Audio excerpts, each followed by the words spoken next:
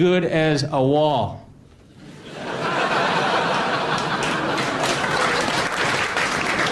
Hey, people give me gift certificates as gifts. I think a gift certificate is a bad gift. What's a gift certificate? You take money that was good everywhere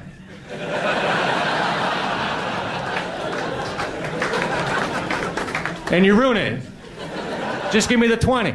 So to recap, to become a successful comedian, you need an unhealthy desire for approval from strangers, incredibly thick skin, and most of all, you need some jokes. Now, most jokes are written backwards. You start off with a punchline, and then you work out the rest. Here's an example. The punchline is, it was a terrible blow. Okay, working back from there, the setup is, one of my girlfriends choked to death. Now do that 250 times, and you've got a show. See, writing jokes is quite hard work, and the kicker is, the harder you work at it, the more effortless it appears. Very few comedians are just funny. In reality, the best ones have spent years practicing how to look as if they're not even trying. Even the great Eric Morecambe, who seemed to make it up as he went along, had rehearsed every pause, every punchline to perfection. Remember, it takes a hell of a lot of work to become the next Joe Pasquale, and even more to be good. But what should you write about? Well, they say, write about what you know. And what Peter Kay knows about is sitting down and watching a bit of telly. Who wants to be a millionaire? Why video it for a kick-off? Because if you video it, you can forward straight to big money, right? How many legs has a dog got? Can't phone a friend? Can you just go? Here's your coat, see ya, ta-da, love. What's that one? 50-50. Can I go 50-50? Computer! Computer! Can you take away 2 answers, leaving 1 right answer and 1 wrong answer? Computer! Just a bloke sat behind curtain like that with a fang. Return. There you go. Can I phone a friend? Yes, of course you can. Who do you want to ring? Can I ring Amanda? Yeah, if you want, yeah. OK. Amanda? Amanda? She's up in lighting as well. Amanda? Amanda, it's Chris Tarrant here from Who Wants to Be a Millionaire. Ah, yeah, you threw a bucket of water over me when I was 6, you lads. All right, never mind that. That's never really heard that. Sis wasn't long gone. Listen, I've got Carol here in front of me. You tell that slag from me, because she sleeps with our Tony. All right, I've only got 30 seconds, love. Can we cut to chase here? Chris Tarrant's divorce cost him a fortune. Who Wants to Be a Millionaire? Turns out his wife did. The other great thing about being a stand-up comedian is that there's an excellent social side. But beware. A lot of famous and successful comedians don't drink, and there's a reason for this. If you're not careful, going out to the clubs and socialising every night can lead to you getting more of a buzz out of the lager than the laughs. I'm not preaching, just giving you a heads up. Here's Dylan Moran. And the English people have all these weird ideas about Irish people. Like, you know, that they live underground. And also they drink too much. And this is true, because I was at home recently, and they do. Everybody drinks too much, everybody, all around the world. But, you know, my thing is, I think it depends on what you're drinking, you know. My advice to all is to drink wine. I'm drinking wine. Look, wonderful, wonderful thing. Makes you more intelligent, more expansive. It makes you a better person. If somebody were to say to you at 4 o'clock in the morning, after you've been drinking wine all day, let's go ice skating, and you're drinking wine, and you'll just say, yes, of course, here are my skates, where are yours? You're ready. Beer isn't such a clever drink. Beer is more of a pre-food thing. Because if you drink beer, eventually you're going to end up going, sausages! Food, small children, right now, food. And some of you might go outside and drink scotch, and that's a very dangerous drink, because you know you can be talking to somebody and you're fine, and you're going, oh, your scars have healed up really well, and then you turn around to somebody you've known for 14 years and say something like, I've always thought you were a complete bastard. Get out of my house, I don't know why I asked you back. But the most dangerous drink is actually gin, and it's very clear and white and innocuous looking, and it goes, drink me.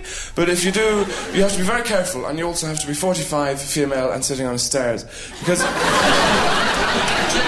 gin isn't so much a drink as a mascara thinner, you know. Nobody likes my shoes. Because, you know, my dad can be quite aggressive when he gets drunk, and he'd come up and say things like, what do you mean I'm talking too close to your face? Your face! Some great comedians have had their careers cut short by drink and drugs. Tragically, John Belushi spent his entire life drinking booze, doing drugs, and womanising. I wish there was just a little bit more tragedy in my life. We've been concentrating here on male comedians, but that's simply because there are more of us. You don't need to be a man to be a successful stand-up comedian. You just need to be prepared to make a dick of yourself. So if you're a funny lady, and there are plenty of you out there listening, then maybe you should try your luck on stage. After all, there are some absolutely brilliant female stand-ups out there. Joan Rivers, Victoria Wood, Joan Rivers, the list goes on and on.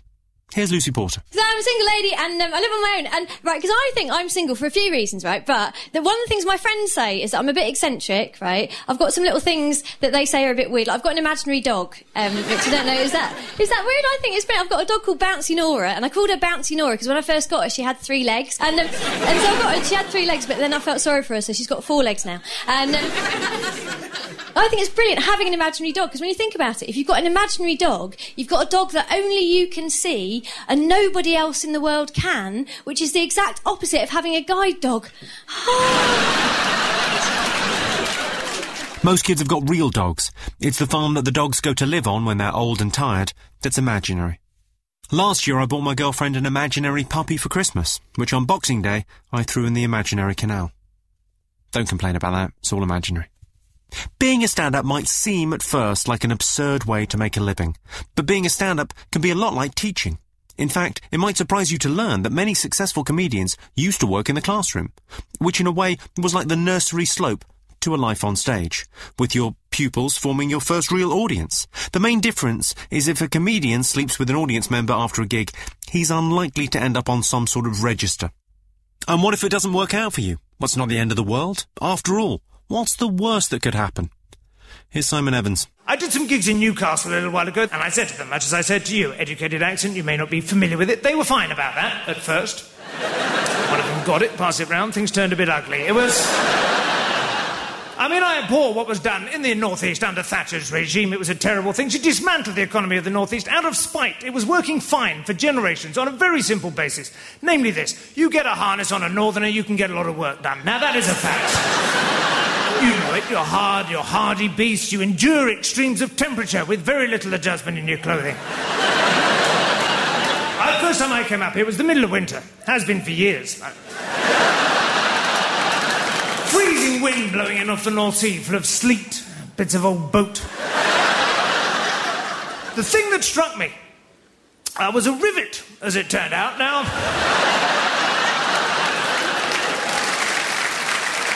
The thing that struck me, seriously, the women in particular were walking around in their underwear. What I'd originally taken to be a sort of pink and purple mottled shell suit affair was in fact the flesh of these women, such as they are. Now, I enjoy a wind-stiffened nipple as much as the next man. Might even count myself a connoisseur. Al dente, that would be my preference. The firm but not brittle nipple, that's what you want. With a bit of give, but still with a sense of purpose. Enough to hang your hat on, but not your umbrella. All I'm saying, I think once your cleavage has gone the colour of Stilton, it's time to dress up a bit. I was in a bar. I heard a woman say to her friend, don't wear your bra in here, you won't feel the benefit when you go out. I hardly dared look, but I forced myself. That is an image that will stay with me for some time. Thanks to my new camera phone.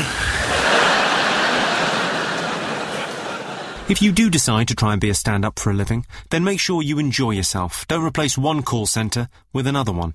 And if you don't enjoy it, go back to the office job. At least you'll get home earlier.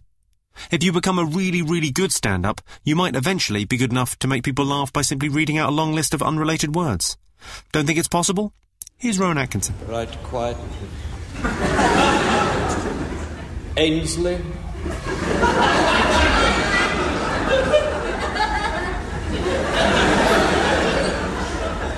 Babcock. Bland.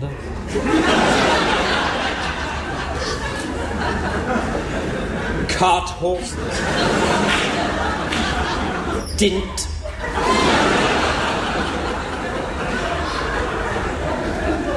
Ellsworth Beast Major.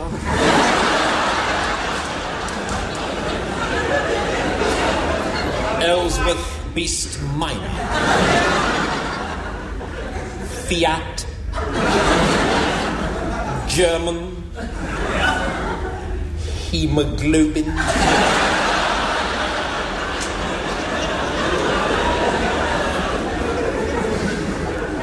Have a nut. Jones M. Jones N. Kosygin. Loud Hailer. Mattock. Nancy Boy Possum.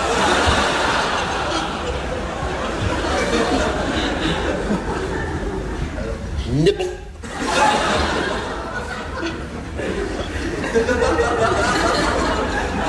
Come on, settle down.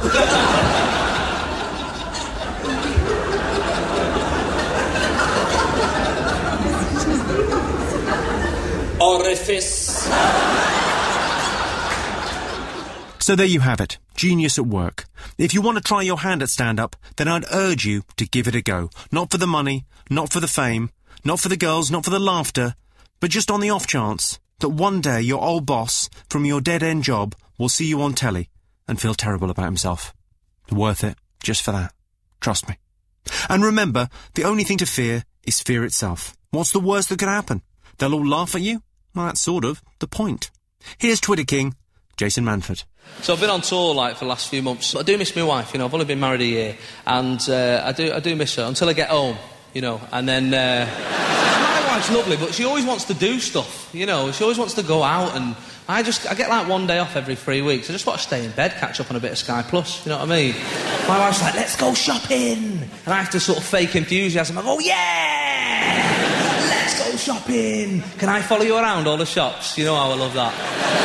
Can I carry everything? Yeah? Can I carry everything? So my hands go white. I love that. Oh, I love that. Yeah. Can you ring all the shops in advance and get them to put their eating up? I love that as well.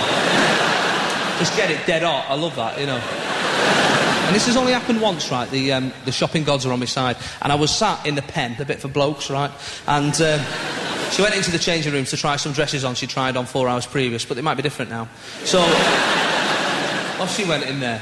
And I was sat there, as luck would have it, I looked, and one of the mirrors was at just the right angle, and somebody had left a little bit of a gap in their curtain, right? I know this is really bad, but I got to see a bit of free arse, right?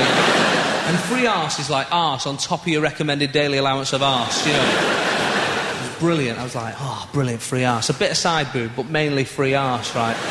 And then a bloke came and sat down next to me, right? And he spotted the free arse, and we had a little free arse smile, like, free arse.